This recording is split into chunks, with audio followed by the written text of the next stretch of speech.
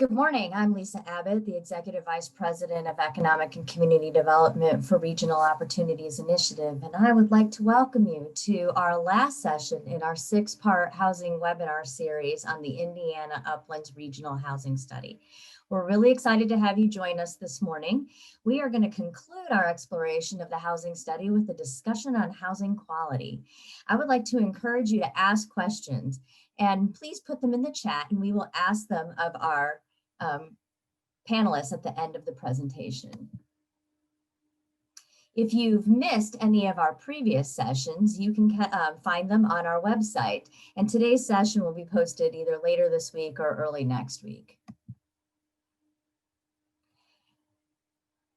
So most participants in the housing study supported greater code enforcement in the removal of dilapidated properties. The survey participants from all counties supported greater enforcement, and the numbers ranged from 54% to a high of 86% of the respondents in our study. So we're really excited to bring this discussion to you today about how 2 communities in Indiana are doing code enforcement in their areas.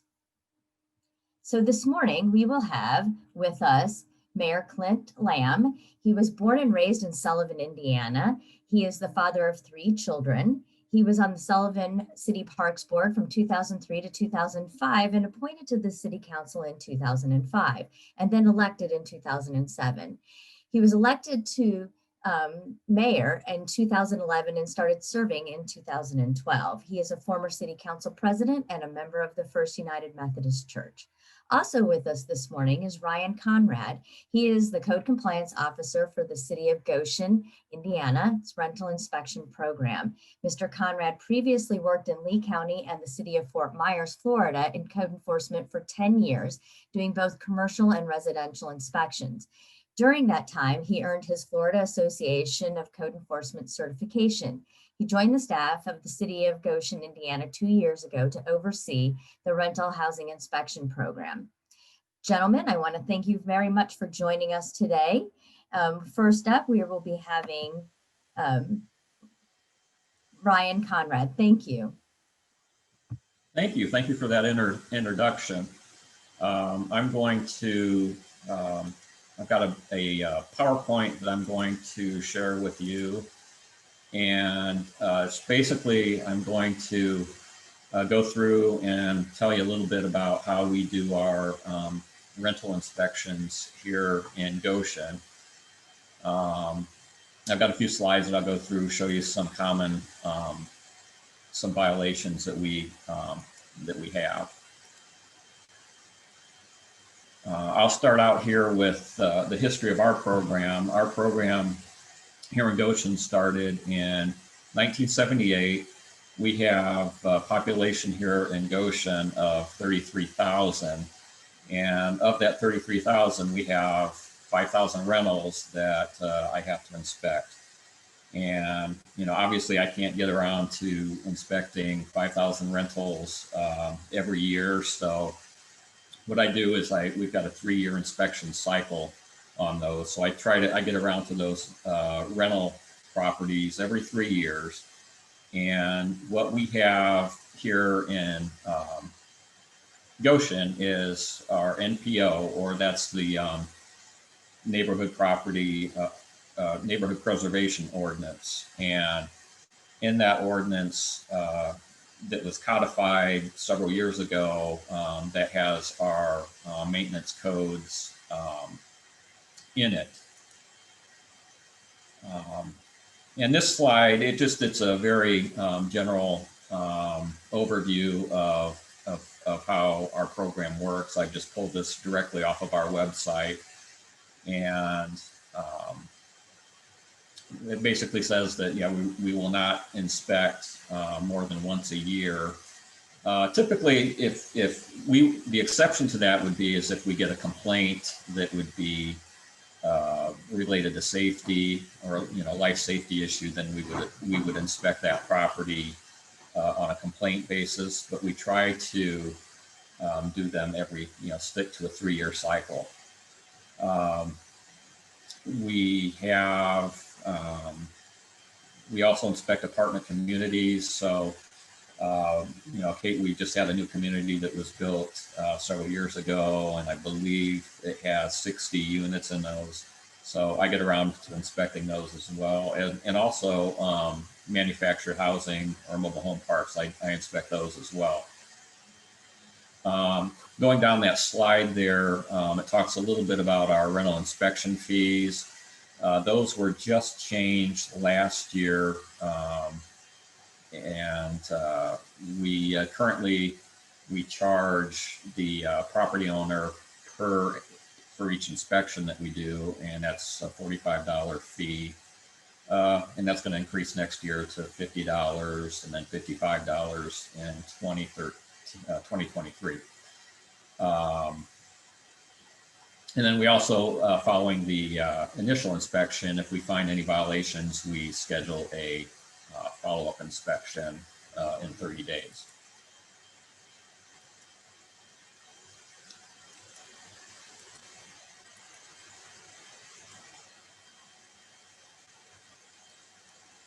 Okay, so I'm going to go through, before I get to the common violations, I'm going to, I'll talk a little bit about how I initiate an inspection. When I go to a rental property, I'll generally meet with the property owner and the tenant and see if they're having any issues regarding maintenance or safety. I'll do a walkthrough of the property. I'll check all the smoke alarms. I'll check for egress. I'll check the windows, make sure the windows are working properly. Checking for their electric. I'll be walking around checking electric outlets. I'll be checking plumbing. I check the water heater, the furnace, just making sure that you know, everything is working properly. And I'll say of our landlords in Goshen, probably 90% of them, they do what they're supposed to do and they maintain their properties. But then we have maybe 10% of them who don't really want to follow the program for whatever reason. I'm going to get into now a little bit of what are most common violations, what I see on a daily basis. Here again, this is just pretty, a lot of it's common sense. I'll go into, this is one unit that I inspected last year. We had numerous complaints on holes in the wall. We had electrical issues. Plumbing was not working. I met with the property owner, and he eventually, the tenant moved out and he was able to correct like that, the hole in the wall and all of the other violations. This is something we don't want to see when I inspect the electric. I check the electric panel. For whatever reason, this property owner he's got wires running out of there that completely not up to code. So we had to, I cited him for the electric violation and had him go ahead and rewire it and have it inspected, get a permit, electrical permit. And then we had our electrical inspector, he went out and inspected it to make sure that it was wired properly. Again, here's another one. I check when I go into a rental unit, I'll check the ceilings, walls. This was one in a shower that I inspected earlier this year. The ceiling was caving in the shower. It was, the ceiling tiles were falling down. So I cited the property owner on that and tried to get the repairs made. Again, here's another ceiling, and this one was, I believe, and I'm going to talk about this one a little bit more later in the PowerPoint. This was not a rental, it was privately owned, and we had somebody living in here, and in these conditions, and we ultimately, the city ended up taking ownership of the property because we ultimately deemed it was unsafe and uninhabitable. But I'll talk about this one a little bit later. Here's another one. We have landlords, for whatever reason, they will move tenants into rental properties that are in this kind of condition. This one, the tenant got moved in there. They gave the landlord a deposit, and when they got moved in, well, there was holes in the wall, and the landlord had promised to make the repairs. He took their deposit and promised to make repairs within 30 days. Well, 6 months went by and he never made any repairs. So that's when I received the phone call and went out to inspect it. And then I was able to do a notice of violation. I cited the property owner, the landlord, and ordered him to make the repairs, which he did. He did finally make the repairs. This is one that we see quite frequently also. It doesn't look too bad, but one of the things that I look for when I do a rental inspection is egress. And particularly like with the bedrooms, a lot of times you've got to have egress. You got to have a window that you can escape from if in fact, let's say there was a fire.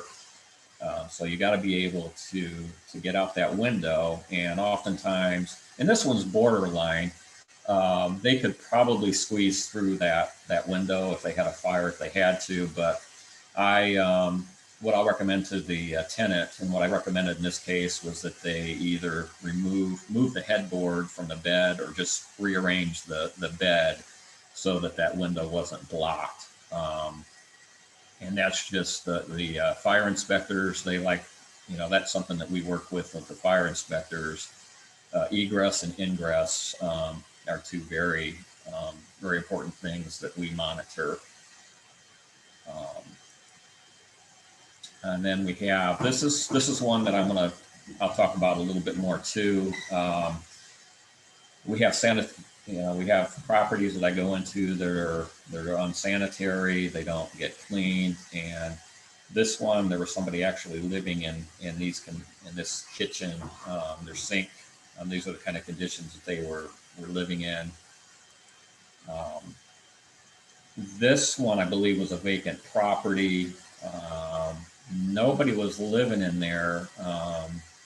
So we had the property owner get in there and clean all that out and make repairs before he put somebody in there. Again, this one, I believe, was a vacant property. Just the conditions, it looks like there might even be some mold on that wall. And I want to mention too, we don't, when I get a complaint, I often take complaints. We get mold complaints. And particularly when I was an inspector in Florida, we saw that quite frequently. We do not do mold inspections. I am not a mold inspector. I don't carry mold testing equipment. In fact, there's several thousand types, different kinds of mold, most of which the mold isn't harmful, but there are a few types that are harmful. And what I tell tenants and landlords, if we get a complaint from a tenant, what I can do is if I can't treat the mold, I can't tell them to treat the mold, but I can tell them that they have, that the damage caused by the mold has to be repaired. So if the mold is causing holes in the drywall, I'll have the property owner go ahead and remove the damaged drywall and repair that. There's mold test kits that are available. You can, I tell tenants this all the time, you can go to Lowe's or Home Depot and you can pick up a test kit for $20 and they can do the test themselves. And then they'll do the test and then send after they do take their sample, they'll send that sample to a lab and then they'll run their tests and they can tell them whether or not they have harmful mold. But that's something that I see quite frequently. And again, I do not do any type of mold testing at all. This is another one that we see. We get infestations of rodents, of insects, and we work with both the tenant and the landlord on all of these types of infestations. And here's something I'm going to kind of talk a little bit about. And This is somebody's kitchen. I inspected this property earlier this year.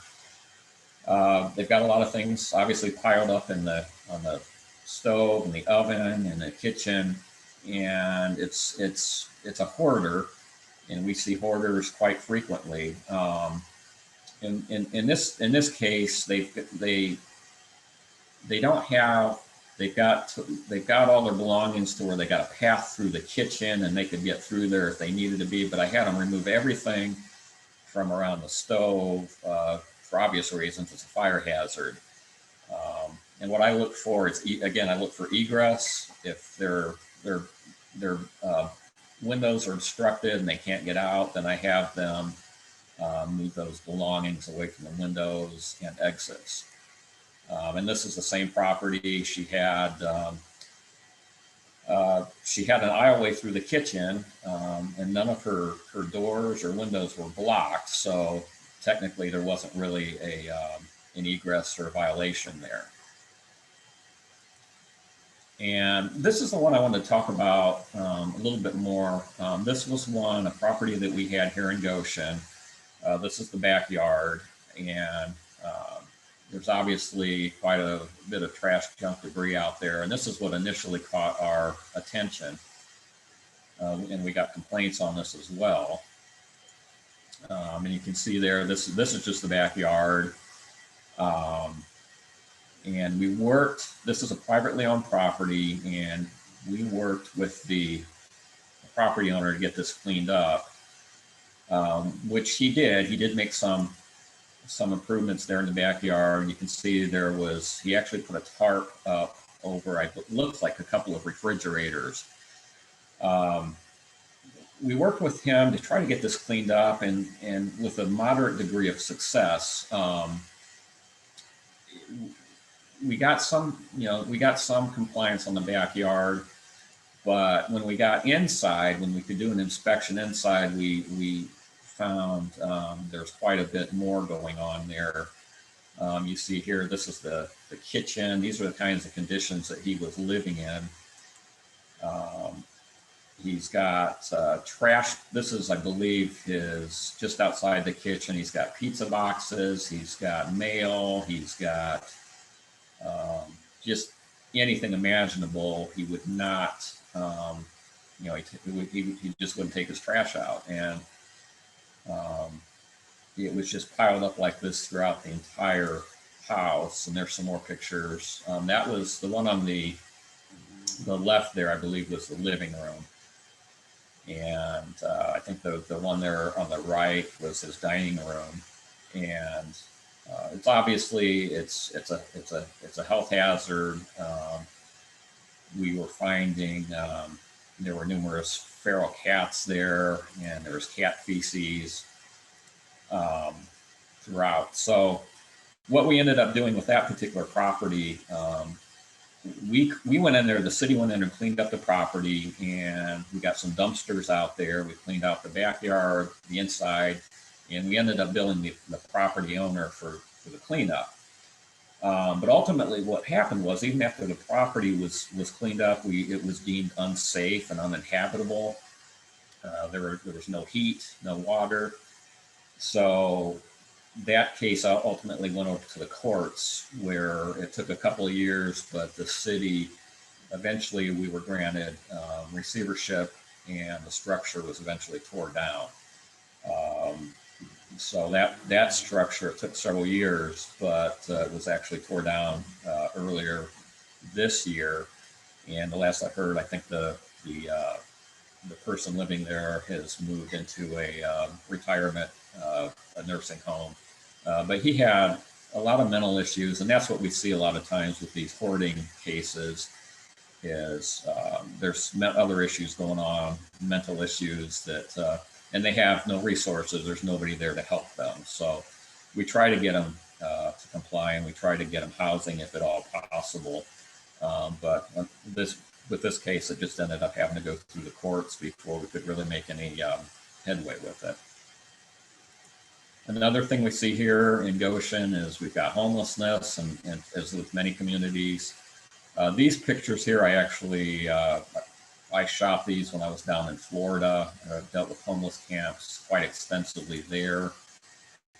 Typically what I would do is when I would come across the camp, I would tag it. I put the orange tag on it saying basically that it's unsafe, and that I would give them 48 hours to clean up their belongings and move on. A lot of times they would, and we work closely with local police department and try to get the properties cleaned up. A lot of times what they would do is they would vacate, they take their belongings, and then they would leave the trash behind. So then we would have to go in there and clean up the trash. So it can be it can be a bit time consuming by the time we get these homeless camps cleaned up. And we try to work with them to try to get them a place to live as well. If there's a homeless shelter available, we'll try to certainly work with them to get them into some type of housing. And I also, this was more from when I was a code officer in Florida. Did some commercial properties, dealt a lot with graffiti. I also dealt with signs, particularly after the hurricanes. We would get signs that would fall into disrepair, and we would have them, we'd work with the business owner to try to get their signs repaired. I think I have one more slide, and I'll end it with this. This was one that we found. This is actually a modified urinal that was in a business. We went ahead and made sure that they removed that and put the proper type of urinal in there. That's, it's obviously unacceptable, but we see all kinds of things in this business, and I guess for me, it's what makes this job interesting, and it's what I enjoy. I'm going to leave you my contact information here, and I'm always available if you want to reach out to me. If you have any questions, I'm always happy to answer them. If you have, questions about our rental inspection program, feel free to shoot me an email or give me a call. I'll be happy to answer any questions. Thank you, Ryan, for that. That was interesting. I hope that everybody held off on breakfast this morning. So before we get started with our next speaker, I'd like to do our poll. Aaron, would you please put the poll up? Thank you. Would your community benefit from code enforcement programs such as rental inspections, dilapidated structure removal, both, other, or not applicable, none of the above? Please take a moment to answer our poll question, and we will give you the results at the end of Mayor Lamb's presentation. So Mayor Lamb is going to speak to us next. And in addition to becoming the mayor of Sullivan in 2012, he has done a lot of really interesting things for the state of Indiana. He was appointed in 2018 by Indiana Lieutenant Governor Suzanne Crouch to the Indiana Main Street Council, which advises and assists the Indiana Main Street program while encouraging economic development, redevelopment, and improvement to downtown cities and towns throughout the state. So I think that his program that we're going to hear about tonight, or to this morning actually, is very applicable to his work there. In 2019, he was elected vice president for Accelerate Indiana Municipalities, where his term began in January of 2020. Really good year to start that, right there, Mayor Lamb. So anyway, we're really excited to have him come and talk about his Unsafe building program. Maren, would you like to start the first video? Ladies and gentlemen, the year 2020 has arrived, and while it might be cold outside, dark and gloomy, that doesn't stop progress here in the city of Sullivan. You followed this tremendous journey over the last 6 years as we continue to rid our neighborhoods of these spots of cancer that absolutely choke the life out of Sullivan neighborhoods. It brings the value of the properties down, and most importantly, it kills the morale of our community. We have pledged to continue this battle to combat this as we continue to revitalize our hometown here in the city of Sullivan. They Gotta Go program. The They Gotta Go program worked before, and it works today. When folks come in and say, Mayor, what are you gonna do with all these old eyesores? What are you gonna do with all this crap? They gotta go. So that's why the They Gotta Go program is one of my absolute favorite programs. But the They Gotta Go program is just the beginning. The tear down first, and then the eventual rebuilding of different residential homes and structures to get back on the tax rolls and get folks living in our community once again. I believe we're around number 80.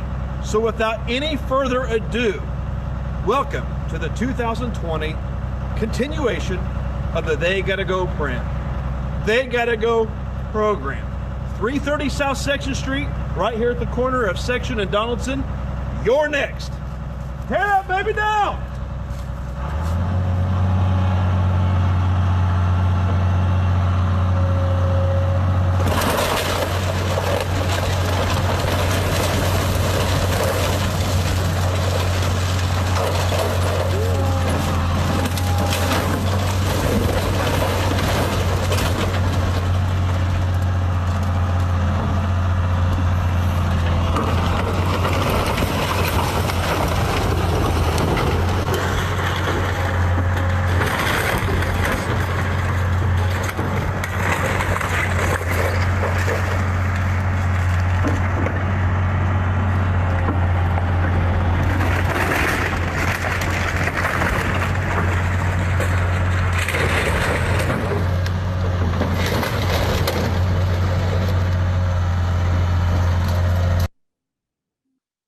Okay, well, good morning. Tear that baby down. That's exactly kind of what we've been doing over the last 8 years. And I'm proud to say here in the city of Sullivan, we have eliminated nearly 90 eyesores. And if you compare that per capita to Indianapolis and the Fort Waynes, we're pretty much one of the leaders in the state. So real excited about that. As the video stated, is one of our favorite programs because it's tangible. If there's any elected officials out there, you know, we spend a lot of time in conference rooms, just like I'm sitting in right now, talking and planning and talking about what could be. And the public never gets 99% of actually what you're working on. But this is something that they definitely see. So if you noticed in that video, and my presentation today is more of a conversation, I guess a fireside chat, if you will. Congratulations or great job to the folks that are in Goshen. A lot of pictures there. And unfortunately, it's not just in Goshen. We have similar properties like that here in the city of Sullivan. And I know that the 11 counties represented with the ROI have a lot of properties. You could say, well, I got something like that in my community. We know exactly. And that's an important point here this morning is you're not alone, definitely. You know, our communities, I believe here in Indiana and probably all across the country, what I found January 1st, 2012, when I came into office, is sure we had budget issues, we had infrastructure issues, we had all kinds of things, just like any community faces. But we have a self-esteem problem, right? When we see something bad like that, when we see those orders and we see all the junk laying around, we just immediately think, well, that's my community, right? And I know a place like that down on South Main Street or down on South Court Street, or wherever the case may be. And before I continue, and I appreciate the update there on the bio, but one of the most important parts of my bio is the bio that you received first says I have 3 children, and actually I have now 5 children since that bio was written. So just for the record, I want to correct that a little bit.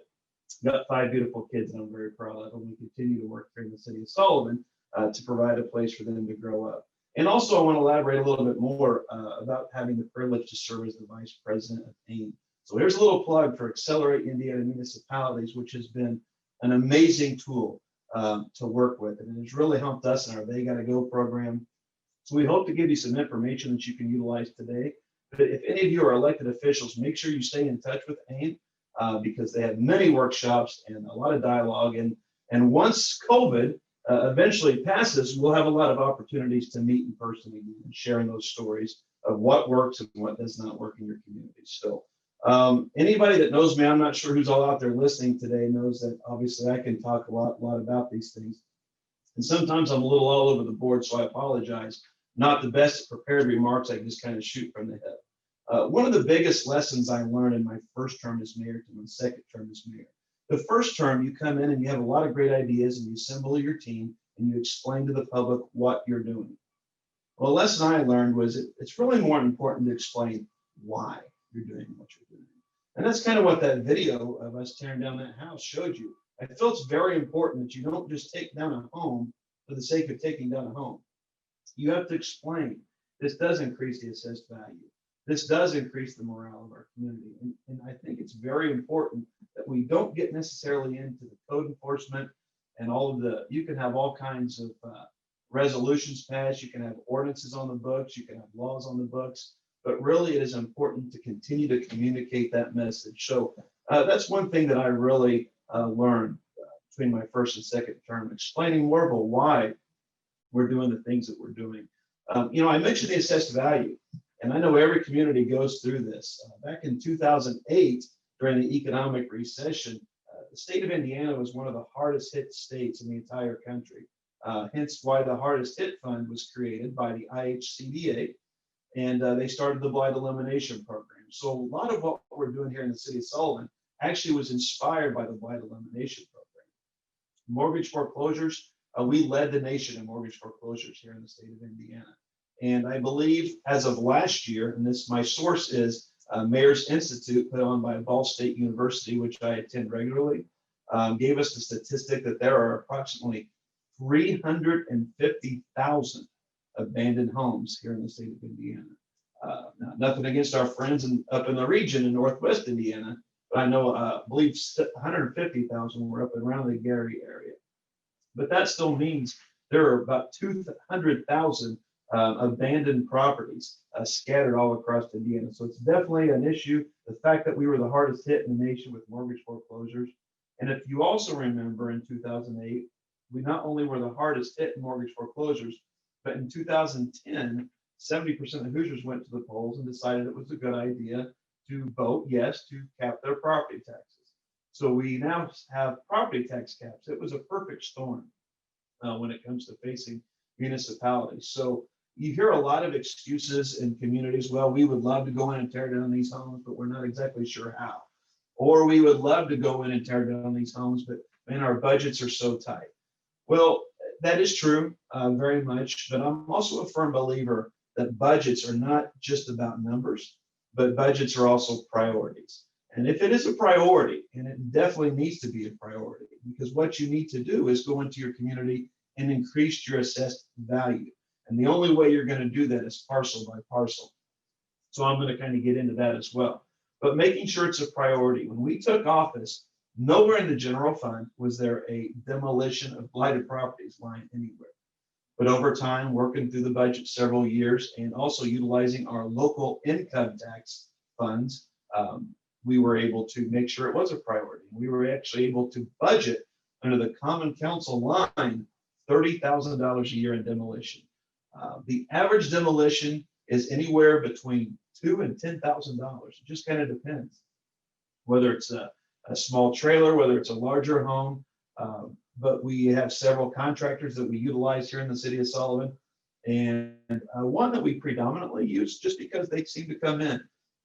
Excuse me, they do a great job with the cleanup. They do a great job with the excavating and the planting the seeds and things like that. So I think it's very important. It's part of that relationship building, which I'm going to get into as well. But kind of how this all started. We call our program here in the city of Sullivan the They Gotta Go program. And like the video stated, when they asked, what are you going to do with all these abandoned homes? And I said, well, quite frankly, they gotta go. Well, that might be corny. It's catchy. And you remember those things. And I'm a big proponent of marketing to make sure that it is engraved in the people's home and in their heads throughout the community exactly what it is you're doing. So we started with the They Gotta Go program to increase the assessed value. Now, I know a lot of us are sitting in our communities and we're all waiting for the white horse to ride into town and save us with that big factory or that big project that's going to come in and just dump into the, that major increase into your AV. And best of luck to you, but we're competing with 3,000 other counties all across the United States of America. And I don't exactly see that every day. And we basically rolled up our sleeves day one and said, if we're really going to truly inspire folks where they can see tangible results, these low-hanging fruits, we have to do this parcel by parcel. And one of the challenges we had here in the city of Sullivan is just 2 blocks north of our downtown square, we had an old Central Elementary School. That Central Elementary School had sat abandoned for over a decade. And while it was not just an abandoned school, it had broken windows, rats, raccoons, syringes, needles, glass. but it just screamed defeat, and it just fueled that low self-esteem issue. And we knew that before we could go around and start asking folks to clean up their properties, we had to take care of the big white elephant in the room. To kind of sum it up, at that time, my little girl Kennedy, who now is almost 20 years old, she was 11 years old, and she said, "Daddy, you can't tear down the old school. Where are all the kitty cats going to live?" So I noticed during the last discussion, there was talk about feral cats. It was definitely a feral cat heaven down there. And I said, "Honey, don't worry about it. We got to get the school done. We'll make sure that those cats have a good place to live." So, but that's really, honestly, that's what folks think of the community. They just adapted to it. They just accepted that that's the way it was. And we got very aggressive in our grant writing. We partnered with OCRA, the Office of Community and Rural Affairs. So there's a little plug for them. And we actually applied for a demolition grant. And we received $441,000 in this demolition grant to eliminate the old Central Elementary School. So basically, coming into office, cleaning up our parks, cleaning up City Hall, cleaning up our city garage, cleaning up the property of the old school that the city owned, we basically started with ourselves. We had to take a self-assessment and say, before we could start asking folks in our community to start to clean up, what do we do here? So we named the initiative of the Central Elementary School demolition, hence the marketing, hence the constant communicating. The message was, it all starts here. We knew that the revitalization and the rebirth of our hometown was all going to start on the grounds of Central Elementary School. It's where it started for a lot of us in the community. It's where we were raised. We spent many hours in that school on the playground playing with our friends. We built our relationships. It was a beehive of activity that came downtown. And quite frankly, it's where our community's character was molded. So what better place to restart and reignite and revitalize our hometown than those sacred grounds, so to speak. So we tore down the elementary school with the help of Okra, and we did a ton of marketing on that. We had ice cream socials before the teardown. We had ice cream socials after the teardown, so people could see firsthand, not just drive by and take a look, but see this old eyesore come down. We were able to salvage the 1981 elementary gym.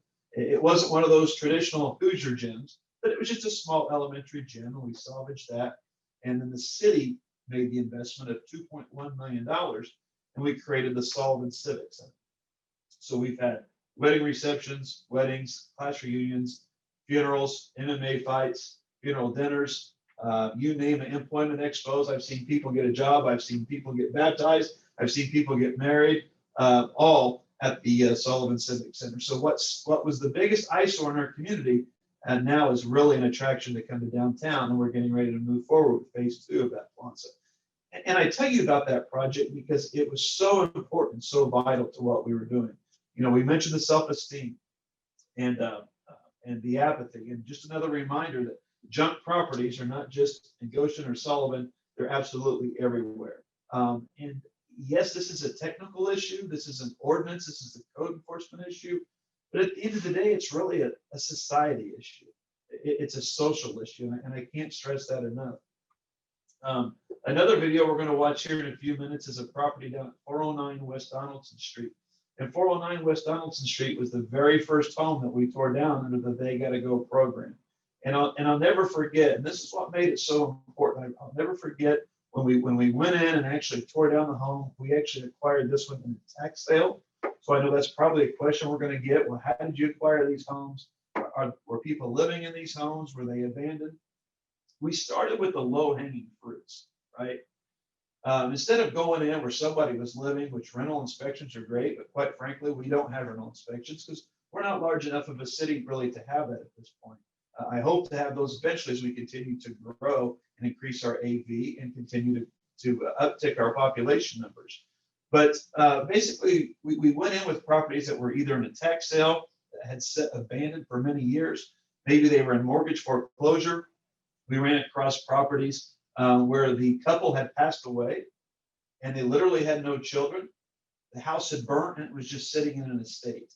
So really there was no claim to ownership. The county hadn't taken deed of it. There was no mortgage on it. And the reason why there was no taxes held against it is because he was a veteran And he had actually an exemption where he didn't pay property taxes. So look in your community, there's low-hanging fruits like this that makes it pretty easy for you to come onto the property and start doing some of these things. But the one on 409 West Donaldson Street, I'll never forget. We went down there, we tore this up. It took like 2 years to finally acquire it through the tax sale process. And I remember the lady that came out on her front porch. She came out and she hollered at us, and we went across to her front porch, and she had tears streaming down her face. And she said, you know, for the last 15 years, I've had to live across the street from that thing. I've seen squatters come and go. I've seen drug deals happen over there. I've seen rats and raccoons. She had a skunk at her house. And she says, you have no idea what that has done to me emotionally and to my mental health, having to deal with all these things. So, you know, I think that's another part of the story that we really don't tell. And I think it's very important. And she had tears running down her face, and she gave us a hug, and she says, thank you so much for eliminating this spot of cancer, so to speak, that was choking the life out of her neighborhood. And right there, that emotional connection is really what told me that this is important, and this can be really big. So it's not just tearing down a home. That's why I get so excited when we start to do these things. And it's almost like a game show, like 409 West Donaldson, come on down, you're next. 330 South Section Street. But I think it's very important that you stay transparent, that you continue to communicate. And essentially what you do when you start tearing down some of these low-hanging fruits, sure, you need strict ordinances, you need enforcement, you need to make sure your community's liability is protected. But at the end of the day, it's not the city picking on that individual. It's not the city attacking that particular parcel. It almost becomes a peer pressure thing. Now, one of the things that I warned you about is when you tear down 80 or 90 parcels, folks in your community just think that you can just automatically go in and do the next one as soon as they complain about it. And what they don't realize that some of the properties that you saw come down in 2019 and 2020 were actually properties that we started our legal procedure in 2012 and 2013. So, which is another important task, or something else to remember. Fortunately or unfortunately, we all have in local government 4-year terms.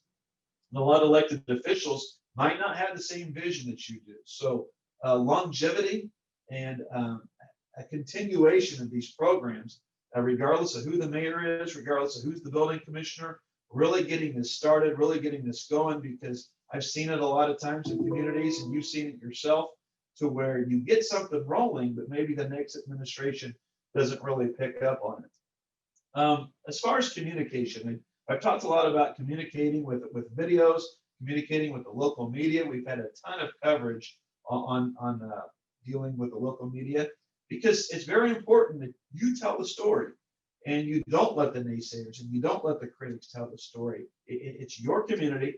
If you don't tell the story, nobody else is going to. And nobody's going to tell it quite like you. You've got to be the cheerleader of your community. So that communication and relationships, your relationship with your police department. The chief and I, we meet regularly, and I say, look, please show me how many calls you got to abandoned properties. So we keep a log that helps us keep a legal record. The fire department, if there was a fire, if there was just a rescue call, the chief meets with me, and we put this into an Excel spreadsheet with a special projects coordinator, and we keep track with our building commissioner what we consider target properties. And some of those target properties have been target properties over the last 5 years, but we continue to keep that log of how many times the police had gone to that home, how many times the fire had gone to that home, how many times we'd got complaints and the building commissioner had to go to that home, how many dirty lot letters have been sent, how many times have we mowed that yard, how many times has the health department, the county health department, been contacted? So we try to keep a dialogue open with our county health department as well, because we don't have rental inspections. We do not go inside a home. We can see the structure from the outside. We go up into the yard and we can take pictures, but the city of Sullivan, we do not actually go inside the home, where that's where you can utilize the health department. We utilize the Department of Public Works. I think the city right now is mowing about 40 abandoned properties. And a lot of civic leaders understand that problem, that these things are actually costing you money just to maintain. So you might as well try to get them torn down as soon as possible, and then try to get them into the hands of private development, which you're going to see here at the end of our presentation today. We also, when we talk about relationships, I talked about the relationships with all the departments, but the relationship with the citizens. You know, you could have an ordinance that says, we're going to come in and condemn your property, and you have 30 days to tear that down, or we're going to come in and do it. And I believe we sent over a copy of our ordinance, which I think everybody can see a copy of that if they would like. Of course, every city across Indiana has copies of that. And, you know, one thing I warned you about there, that any ordinance, you put 20 lawyers in a room, no offense to anybody that is, any attorneys that are watching this today, and they can all pick it apart. And I'm sure any ordinance that we have on the books could be challenged.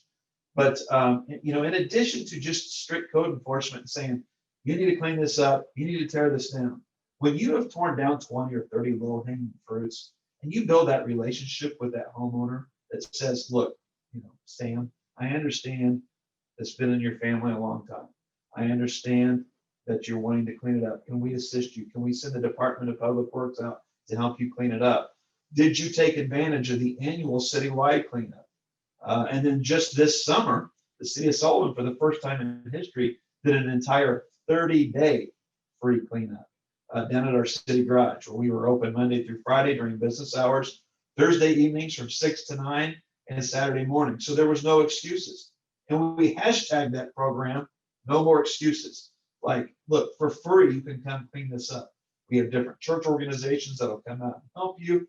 So we bend over backwards, over and over again to assist. And I really believe when you document all that assistance, and quite frankly, there's sometimes that it doesn't matter how much help you get them, how much help you offer them, they're just quite frankly not going to clean up. Out of those 90 structures that we've torn down, I'd say only 2 or 3 were there really any major issues where people were maybe living in those homes, but had already pretty much understood that they needed to move forward and move somewhere else. We just kind of gave them a little bit of a nudge. And, you know, so we all have these stories that are near impossible. And, you know, there's that one problem property that you're probably all watching right now thinking about, well, how can I get this one done on South Main Street or whatever? There is no magic wand. There's no exact way to do it. But what we do, we have monthly team meetings. And we have our police chief and our fire chief, our building commissioner, our special projects coordinator, our DPW director. We have the mayor's administrative assistant, the clerk treasurer, and we just sit down and have dialogue with each other. And they kind of give an update on what's going on in their departments and how we can cross-train and help and assist. So out of a lot of that dialogue, if the building commissioner says, I'm really having a problem here on Graysville Street, the chief of police can say, well, we actually had that person called in a complaint because the neighbor was shooting fireworks. I have a report with that person. Let me go talk to that individual. Or maybe the Department of Public Works was out mowing in that area and they have a report. So when you're in a smaller community like the city of Sullivan, we kind of start going around the table. Do you have a relationship with that person? No, but my daughter plays volleyball with their daughter. And you almost Andy Griffith, so to speak, where you just kind of have that handshake and that verbal, you know, conversation back and forth.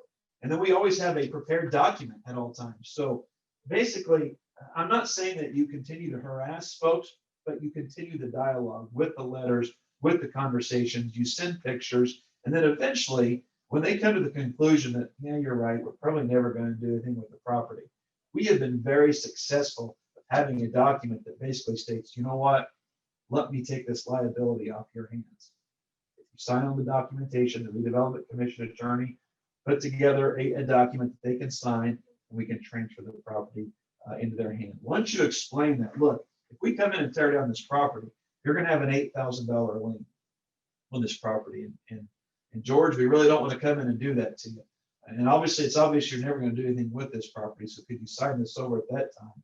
And then there's going to be some people in your community and probably some people on your council that say, well, that's George's responsibility. You know, he should be tearing that down. The taxpayer shouldn't have to pay for that. Guys, the taxpayers are paying for that because it's eliminating, it's decreasing the assessed value. If you have to go in and mow his lot, you're taking manpower and man hours that you're sending folks onto the property. You're using lawnmowers and gasoline, and it is just continuing to drain the life out of the morale of your community. So I'm a firm believer you bite the bullet. I always say we play the long game. You can complain about having to spend $4,000 to tear down George's property, but how much does that cost you over the next 10, 20, and 30 years? And then once you acquire that property, you don't want to bank a bunch of properties for a long time. Then the redevelopment commission, it's their due diligence to go out as much as possible and go out and market these lots and try to get these packaged. We've been successful. The first 10 lots that we tore down under the blight elimination program, we partnered with a company out of Indianapolis, Flaherty and Collins. In some of your communities, you're probably familiar with this company. And they actually came into our community. They purchased buildings on the south side of our downtown square. So it has brought life to those old buildings. We have 13 apartments downtown, 7 in the old city hall, and they built 10 duplexes in areas that literally they probably couldn't have given away. There were some areas that if you gave me the property and 10,000 cash, I still probably wouldn't have taken it. But that's the transformation, and that's what people really like to see. So I don't want to downplay ordinances because they are very important. You got to have your ducks in a row. You have to have that legal backstop. But I can honestly say we have been very successful, really without having to utilize. I think we've taken 4 people to court total, and that was mostly over abandoned vehicles and operable vehicles, which we have in our community. So every time you do something, I recommend that you video the process and share it on your social media and let the public know exactly what you're doing. Part of that relationship, maybe you don't have to go in and convince the homeowner or the property owner to sign it over. Maybe you provide them free dumpsters. Several years ago, one of the things I'm the most proud of our administration is we privatized our trash service. And I guess this is free advertising for Republic Trash Service, but they have been an absolute great partner with the city of Sullivan, not only providing great trash service, but also providing the city with essentially unlimited dumpsters. Now, within reason, we can't go out and get 500 dumpsters in a year, but we've been able to partner with Republic or through the city's contract, we've been able to get some extra dumpsters, and we've been able to help community organizations and folks here in our community. So, I probably touched on a lot of things there, probably a little bit all over the board. Obviously, it's something I'm very passionate about. It's very near and dear to me. So if you could, I think we have another video. We talked a lot about explaining why and continuing this dialogue. The first video you saw was at 3:30. You create an environment. West or south section, and this is on 409 West Donaldson. So go ahead. Environment where folks want to live, and that quality of life is key. It's vital. Work in Terre Haute, that's fine. Bring your paycheck back to Sullivan. Send your kids to Sullivan School. Shop locally here in the city of Sullivan. Work at the Marathon Refinery in Robinson. Work in Vincennes, Greene County. It's not always where you work, it's where you live, because then you'll run for school board, then you'll serve on a committee, then you'll coach Little League, and the more folks you get active in your community again is total revitalization. That's exactly what every community needs, and unfortunately, you're seeing that decline in rural America, but the city of Sullivan is not the case. And we want to be that shining example for all the rest of rural Indiana and the entire country to see that, look, if you invest in yourself, the private sector will respond and they'll invest with you as well. Yeah, and kind of to elaborate a little further on that, we've all heard this. Well, mayor, well, councilman, well, whatever. We need a big factory to come to town. If we could just attract somebody else to come in, this and that, and I quite frankly, in a polite way, tell my constituents, shame on you. I mean, what if we can't invest $30,000 a year into cleaning up our community and making ourselves attractive? Shame on us to even think about anybody else. We always want someone else, right? If someone would just come in here and get me off this kitchen table, drinking coffee, smoking cigarettes, and give me a job at their employer, then everything would be okay, right? Well, unfortunately, that's not the way it is. And this continued dialogue and this frank dialogue with our residents is I think it's vital. It's very important. So, and kind of to wrap some of these things up here, the biggest lesson I can say, is it a priority? Are we just going to talk about blight neighborhoods? Are we going to talk about these spots of cancer that are choking the life, these eyesores that have been sitting in your neighborhoods for decades? Because as we attract people to our community with quality of life, sure, parks are important. Sidewalks are important. A beautiful downtown is important. Education and schools are important. But a human being spends the majority of their time in their house, in their neighborhood. It's what you see every single day. And when you come out your front porch and you see a dilapidated eyesore next to you, it absolutely, it really destroys mental health. And these are some not so great statistics, but the state of Indiana is the second in the nation of teens that had considered suicide over the last 12 months. It's just a defeated mindset. Now you're probably thinking this guy's crazy. How in the world does that translate into blighted homes? There's social issues. And if they see leadership and example, and you taking the bull by the horns, I'm a firm believer you can't legislate morals at the federal level, and you can't really legislate pride at the local level. But you can lead, and you can take action. And these are just, we have just scratched the surface on a lot of the things that we could be doing in our community. So I know we got a little more time here for questions and answers because we've both thrown a lot out at you. So looking forward to a dialogue with questions and answers. And we started with the demolition. Then we cleaned up the property, and that 409 West Donaldson Street, the very first home that we tore down under the They Gotta Go program back in 2013, this year in 2020, we actually built a home there on this property. And now, currently, we have a request for proposals put out. Anybody can answer up until November 4th, where we are wanting to build 20, 30, 50 homes, quality stick-built homes on these parcels. And we will also become innovative and creative on ways that we can fund these by partnering with the private sector. And this particular home has a gal and her two daughters that lived outside the city, have now moved into the city. So there's an uptick of 3 people of our population. Since 1980, we've seen our population gradually decline 20, 30, 27, 26, 18, until 3 years ago. We gained 1 citizen. And there was a mayor, actually Mayor Goodnight up in Kokomo, Indiana, called me on the phone and said, "Congratulations, you got 1 resident." I thought, you're being a smart mouth. He said, "No, you don't understand. You've been declining for several years. And if we can just keep that mass exodus away and keep it at 0, you're actually winning." So a lot of these programs, I've learned from AIM, the city of Kokomo. I encourage you to check them out with infill housing and their blight elimination. They were very successful in this, and really an example, regardless of what size your city is, that this is possible regardless. So we'll close here with the last video, and this is the news coverage of what we started in 2013 at 409 West Donaldson. Out with the old and in with the new, the Sullivan Neighborhood Revitalization Initiative held a special groundbreaking ceremony today. Leaders broke ground for a new home that'll be built. Some say this new home is only the beginning to complete the new look for the city. News 10's Richard Solomon was there when the dirt was tossed, and he explains more about why this house is so special. Yes, Susie, the city of Sullivan has torn down more than 80 old and crumbling homes in the community. Now, this new home is the first one being built under the Revitalization Initiative. And some I spoke with say this new home is a fresh start, restoring pride and bringing a fresh look back to the Sullivan community. That's just some of the things this new home will do. People might think this is just a house. It's really a part of a much bigger picture to increase the assessed value, to give people hope in areas that have just suffered for so long. Mayor Clint says it's time to bring life back to the community. So they're starting with 409 West Donaldson Street. The city and partners held a special groundbreaking ceremony on Thursday. This is just the first home that'll be built under the They Gotta Go program.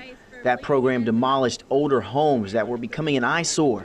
Mayor Lamb says now it's time to rebuild, starting with this 2,000 square foot home. It's just all a part of that population retention and attraction and making the city of Sullivan a great place to live, work, retire, and raise our kids. The Sullivan City Redevelopment Commission and Divine Construction Company will bring this image to life. Christy Pearson says the home will be like no other. Not only are there new homes being built, families are coming in. Pearson is the owner of the construction company. She says the house that sat here was once in her family. This is her way of giving back to her hometown. You feel the pride of being a part of that community. As we got to be a part of growing up on this lot, we get to watch another family do the same thing. Now, Pearson says you could see work begin on the property as early as next week. They expect a home to be built between 5 from 8 months to now. Back to you. Yeah, so I appreciate you showing that video. You know, and a closing note on that, bottom line is every city needs citizens. Every business needs customers. Every employer needs employees. Every school needs students. It's all about human capital. And if we continue to do these things and increase our populations, the rest will follow suit. So thank you so much for having me today. Well, thank you very much for being with us this morning. All right, gentlemen, we have a lot of questions for you today. So let's start, since Mayor Clint, Mayor Lamb, since you were talking about the revitalization and the rebuilding of the lot, I do have a question. I have several questions about your program.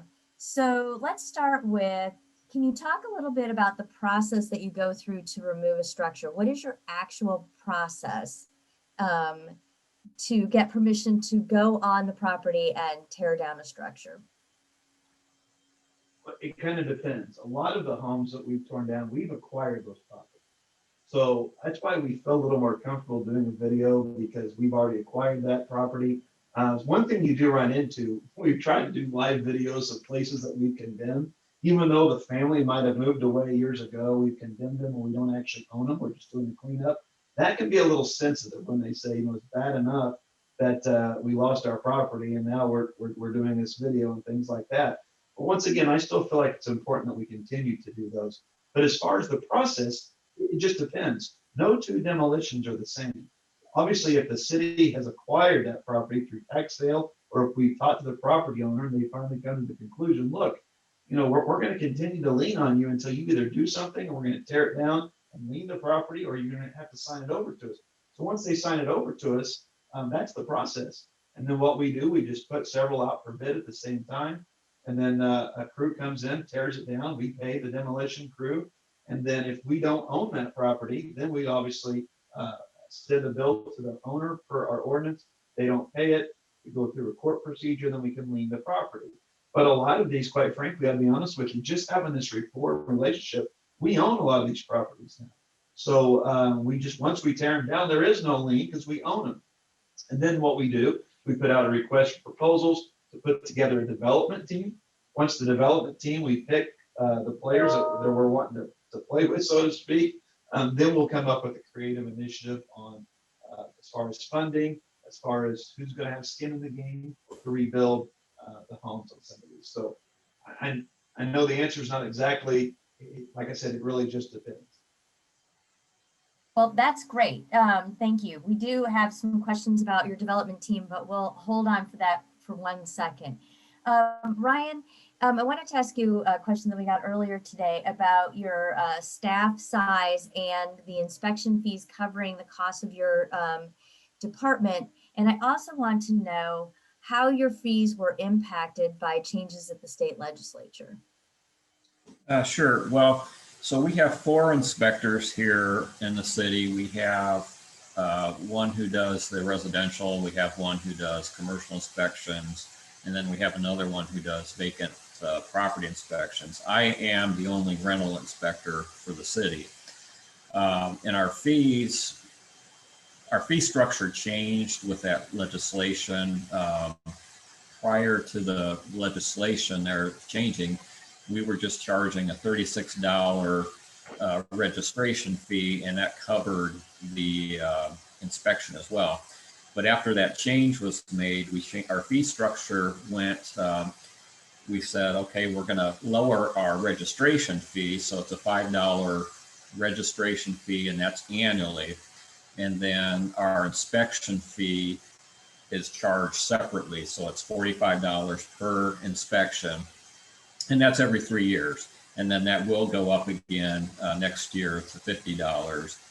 And those fees pretty much, they pay my salary and benefits and all of that. So, and I think typically at the end of the year, we have a bit of a surplus as well. So with that legislation, the main thing that changed for us was basically our fee structure.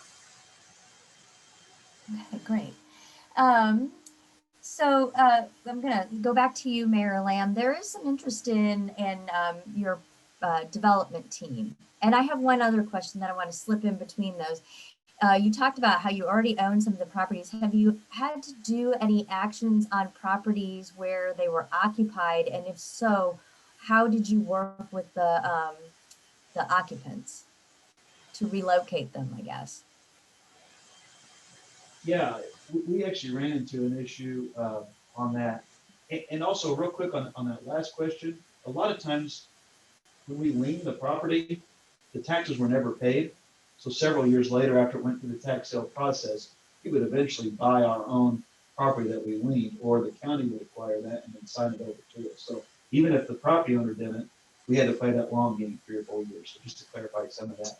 As far as people living in the property, most of the folks that have lived in the properties were just tenants or squatters, so to speak. And basically, we kept posting notes that we're going to come tear down this home on October 1st or whatever the case may be. And quite frankly, they left if they were just squatting in this home. But we did have one where the homeowner just refused to get out of their home. And it was a bad situation. They're great people, and we understood the circumstances. But then they got a camper. They literally moved themselves out of the home into a camper in their backyard because the home was falling in on them. And they finally got to the point where they couldn't be there. Well, we have an ordinance stating that you can't live in a camper. And this was a big discussion at our council meeting. Like, are we really going to do such strict enforcement that we're going to show up with the tow truck one day and grab your camper while you're in it? And what are we going to do? Take you to the impound yard? That was a sensitive subject. But what we did, we reached out and we just continued to keep that communication, keep that dialogue without really pushing enforcement. We did go in while they were living in the camper and tear down their home. So we leaned that. So obviously they weren't going to get that back. And then a family member finally stepped up and said, look, they're serious. They tore down their home. You can't live in this camper. You know, it's unsanitary. It's unsafe. And they finally moved out into So let's talk a little bit about what happens to the properties. You clearly in the video turned that one over to become a single family house. Is that the main thing that you do? Is that when you do the RFPs to put your development team together, are you looking at single family housing? Are you looking at duplexes, multifamily, or does it just depend on the property? It really just kind of depends on the property. Like I stated, the first 10 that we tore down with the blighted elimination program became duplexes, affordable housing duplexes. Because the company at that time, the IHCDA, if anybody knows how this works, they have point structure. You have to get so many points for this, and this. Well, they got extra points for actually converting official blighted elimination properties. Those are properties that were torn down with federal funds. They actually got points. So those first 10 under the state's BEP program went to Flaherty and Collins, and they built duplexes. So we have 20 units of affordable housing there. And then we started getting a lot of calls, a lot of demand for market rate and for just homeowner occupied. So it's kind of like when you start there, people love the duplexes so much, but maybe they were overqualified, so therefore, and we always look for big developers, and we're actually in talks with several of them right now to do another maybe family housing. But right now, parcel by parcel, we have some local developers and interest in just building some homes and then just selling them. So like you said, it really just depends on the parcel. We're hoping to go ahead and get started in the month of December on 3 single family homes that will be built. That was just like the one at 409 West Donaldson, and be homeowner occupied. Ryan, I'm going to segue into a question for you also regarding dealing with the tenants in properties that are unsafe or not habitable. How does your program handle that? Well, what we typically will do is, for instance, if we have one that maybe we have a tenant who's living in there without utilities or power, or if it's just uninhabitable, what we'll do is we'll go out there and sticker it. We'll go ahead and put a placard on the property And basically, depending on the severity of it, if it's something, it's a life safety issue, we'll put on that placard whether we'll give them a length of time to correct the violation. If it's a life safety issue, we'll tell them to correct it immediately. But if it's something that could maybe be corrected, over a period of time, I'll put on the placard, I'll give them maybe anywhere from 10 days to 30 days for the property owner to bring that property into compliance. And along with that, when I go out and placard the property, we'll send out a notice of violation to the property owner if I'm not able to make direct contact with them on the phone or whatever. But in most cases, we'll go ahead and send out that notice of violation, anyway, just to in case it would, something would have to end up in court for the violations or whatnot. But in most cases, if it's uninhabitable, we can get, my experience has been we've been able to bring the property into compliance, and we don't necessarily have to have the tenants removed. I can't think of any cases where we had to remove the tenants from the property. Other than that one that we had to, during my PowerPoint, that property owner ultimately we had to have him leave his property. But in most cases, we do get it resolved without having to go through the court process. Okay. I think that's kind of an important note that you both talk about how you work through these processes without having to go through the court system. So we may have some more questions about that later. But back to you, Mayor Lamb. Were there any code changes that needed to be enacted to start your They Gotta Go program? And did you get any pushback from the historic preservation people? As far as historic preservation, the only issue we had was actually under the blight elimination program. There was a few issues with some of the homes that had gingerbread molding or whatever on the front porch, and it was rotted out. It was kind of crazy, but we really don't get too much. It's from historic. It's mostly sentimental. It's amazing when we tear down a home that maybe a person lived in 40 years ago and now lives out in Oregon. They'll send messages to the city. I can't believe you tore down my childhood home. Well, you could have came back and bought it, and you could have fixed it up. So we really don't have as much issues with historic as mostly just the other. And what was the other part of that question? Were there any code changes that you needed to enact in order to start your program? When we started the They Gotta Go program, no, basically we were living off the 96 ordinance was revamped in 2004. But when we did start the program, and we got further along into it, we did have to adapt some changes, which was in 2018, and that's where it had to deal with campers, fifth wheels, and things like that. Because we have an unsafe building code, and then we have a nuisance ordinance. So that can cause some confusion as well. We try to do as much as we can under the nuisance ordinance, or definitely because what the building commissioner declares is unsafe compared to somebody else, that sometimes you run into an argument there.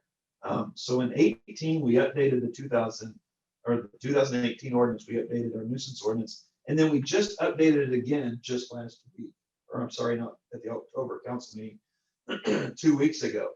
And one of the things we added, I believe we quoted the Indiana code, because you run into this a lot. The neighbor wants you to go tear down that house next door, right? Everybody out there's had that. But when you go on the lot, you can't really declare it unsafe. And since we can't do inspections, we can't get inside to see if it's unlivable or whatever. But we always had to tell people, just because it looks bad or the yard's grown up doesn't mean it's a tear down. So you run into that a lot, where sending tickets and just going in and mowing yards and cleaning up properties compared to actually tearing down a structure. You kind of have two different areas. But to simplify it, we try to put it together under one ordinance, under the nuisance ordinance. And one of the things that I really wanted in this code, out of the Indiana code in our new ordinance, was basically if this structure or parcel causes someone to move away from the neighborhood or causes someone to not invest in that neighborhood, it can be declared a nuisance. So that gives the communities a little more leverage, I think, where you don't have to go in and say, well, it's that downspout right there, or it's the foundation, or it's this and that. Bottom line is, it's sat here for 12 years, and I had tons of documentation from police and fire and the building commissioner and skunks and what other animals. And here's my list of complaints from your neighbors. This is definitely a nuisance. So what we're getting ready to attempt to do now is hit some of these tougher properties, so to speak, and not some of these low-hanging fruits. So we're kind of in a trial period right now where we're actually going to take all of our documentation, all of our pictures, a copy of our city ordinance, and reach out to the local, reach out to the judges and actually ask for a hearing just for almost a review. Here are 5 to 10 homes. Here's pictures. Here's the documentation. Can I not only go in and enforce this under city code, can I get a court order from you? You know, do you believe? So we're going to start to get into that process a little bit. So stay tuned on how that goes. Ryan, can you talk a little bit about what would be involved in starting an inspection program, and also to tack on to that question, are there any local or state legislative changes that would help your ability to improve rental housing stock? Yes, as far as starting the program, our program has been around, like I said, since 1978. And what the city council at that time ultimately did was they passed the neighborhood preservation ordinance. It had to go through council.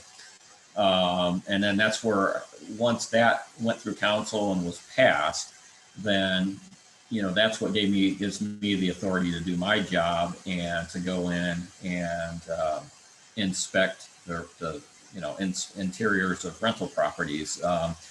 In that as part of our ordinance, landlords and property owners, they're required to register their rental properties with the city.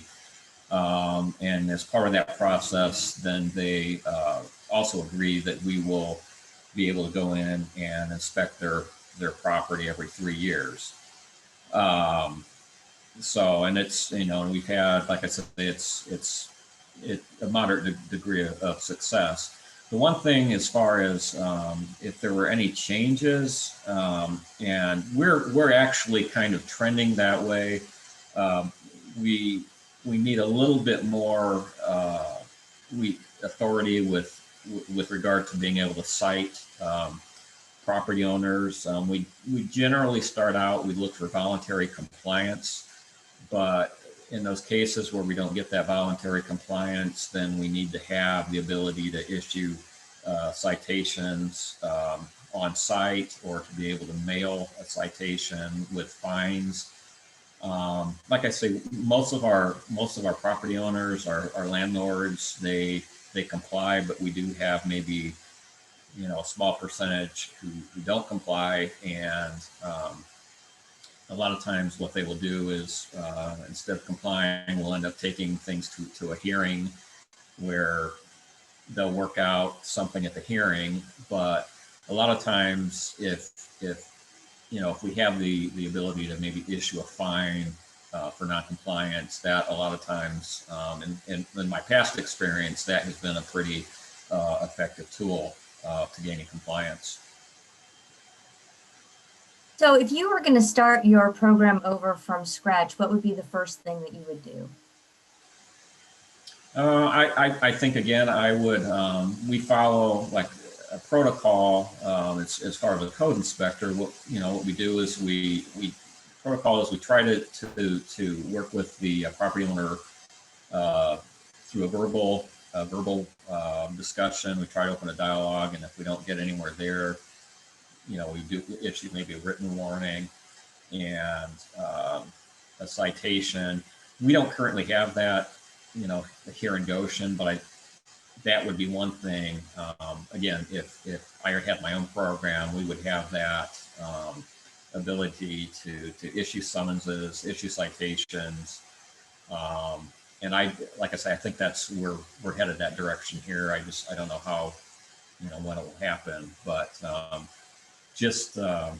being able to maybe issue fines for noncompliance, that would be the one thing that I think if I were in charge of my own program, is what I would do. And maybe another thing would be having our, we currently go through a hearing board with the moderate degree of success, but maybe just referring things to the court and have it go through a court system directly. That might be a little bit more effective. That might be something, that I would want to look at as well. Okay, you did touch on this, but Mayor Lamb, I'd like to know if Sullivan is doing this as well. Let's talk a few minutes about graffiti removal, since you brought it up and you showed us some pictures of it. How do you do graffiti removal in Goshen? And then I'd like to hear from Mayor Lamb afterwards about whether or not you're doing graffiti removal in Sullivan. Okay, so that question was for me? Yes. Yeah. Okay, so we have one of our other inspectors. He handles vacant properties. What he will do and we also have another code enforcement department, but typically we get most of our graffiti tends to be on vacant properties. So what he will do is go by and inspect the property, document the graffiti, and send a notice of violation to the property owner to try to get it cleaned up. My past experience with that was when I was doing that, and when I was working for the city of Fort Myers. A lot of the graffiti was on commercial properties, and so I was able to work directly. I would just approach the manager on site, or if I would try to make contact with the property owner either on the telephone or try to make contact with them, because a lot of times the property owner, they may not even reside locally, and they may not even know that there's graffiti on that structure. So a lot of times it's just a matter of picking up the phone and calling them and say, hey, look, your car wash or your factory or whatever it may be, it's covered with graffiti. And just telling them, and a lot of times they thank me for calling them, because in many cases they weren't even aware of it. And in most cases, I would be able to, after making that initial contact, within a week, I get it cleaned up. Mayor Lamb, are you guys, do you have graffiti issues in Sullivan, and how are you handling them? Honestly, knock on wood, thankfully we haven't had a whole lot. And usually, like Mr. Conrad said, it's usually on an abandoned property that's already under the process. Sometimes the graffiti expedites the demolition or cleanup, especially if it's nice language and things like that on there. Matter of fact, it's funny you bring it up, because I just saw some graffiti yesterday on a property that is going through our demolition process right now. And that was really the first one I remember seeing. In the 8 years I've been in office, I think we had an issue where a teenager had gone around and spray painted, but the property owners cleaned all those up themselves. One was like at the emergency management office and things like that. So really, graffiti hasn't been really an issue with the city per se, as it had to deal with. Okay, I saved the last question, the hardest question, I guess, for last. We have a question about working with people with disabilities. I know that you guys, from the conversations that we've had so far, is that you haven't really had to relocate or evict anybody, but how do you work with people who have disabilities who might be occupying structures that are unsafe? Or Mayor Lamb, in your program that you did with IHCDA, did you build any of your duplexes to meet ADA requirements? Yeah, as a matter of fact, Fullerton Collins, and I keep going to them because I want to make, these are privately owned duplexes. A lot of folks in the city, because we were so aggressive in this, they think the city owns the duplexes, but that was part of the federal requirements. They had to make sure that they were ADA compliant. And actually, two of the parcels that they built, I think, were just singles and not duplexes. and they definitely had like a ramp, and they were definitely ADA and for folks with disabilities. But like we were saying earlier, we haven't really taken anybody out of their home. The only person that's ever had to be relocated was the person that the house fell in on, so they relocated themselves. So we really haven't had to deal with that. We are making a big push on ADA ramps and making sure we have a walkable city that's more mobile for them to be able to get around. So definitely we are trying to address our downtown and all of our sidewalks. And with the Indiana Department of Transportation, their community crossings, now cities have to put in ADA compliant sidewalks when we actually do the paving. So there's a lot of great programs going forward with folks with disabilities. And just quite frankly, as far as the tearing down homes, nobody has been kicked out of their home, or so to speak, or really had to relocate.